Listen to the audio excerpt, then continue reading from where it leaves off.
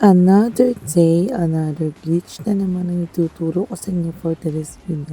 So hi guys, this is me Arns again, Pilyangani. So for today's video, is tuturuan ko kayo paano pumasok dyan sa may pier. So ayun guys, panoorin nyo na itong video tapos islant nyo yung gulong. Yung parang dun sa casino, ini-slant nyo yung gulong para makapasok dun sa bank. So, ganun yung gagawin nyo guys. And then after nun guys, ayan, lakad-lakad lang kayo papunta doon sa ilalim. Langoy-langoy kayo dyan. So, ayan guys, nakalutang yung nining ko. May luna. So, ayan. Itong pier na to na underground, pwede ka rin dumaan kahit saang building mo gusto. Like dun sa vacant lot, sa bakanting lote, pwede kang dumaan dito. Pero ito talaga yung daan dito sa entrance, guys. So, ayan.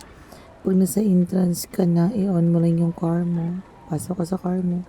And then, labas ka. So, tada, nasa taas ka na.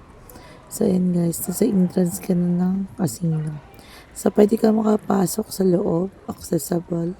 And then, doon sa may, may display na car sa labas. Pwede mo din ma-access doon.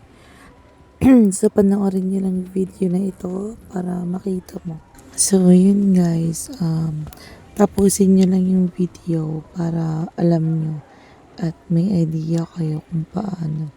Actually, mas madali to compare sa jump-jump. Kaya, try nyo na rin. Kasi, nakaka-enjoy din siya na nakaka-amaze na makalearn ka ng mga ganitong glitch dito sa game. So, ayun guys, follow nyo lang ako kasi until now, nag-i-explore pa ako sa mga glitch na pwede kong i-upload dito sa page ko. So, yun lang guys. And shout out pa din kay Musama at Kirstine at saka si Cheryl yung nagturo sa akin dito sa underground. Sila yung mga friends na kasama ko nung bumaba kami dito. Pati yung sinet. So thank you sa inyong lahat kasi tinuruan niyo ako at sinamahan niyo ako sa glitch ko.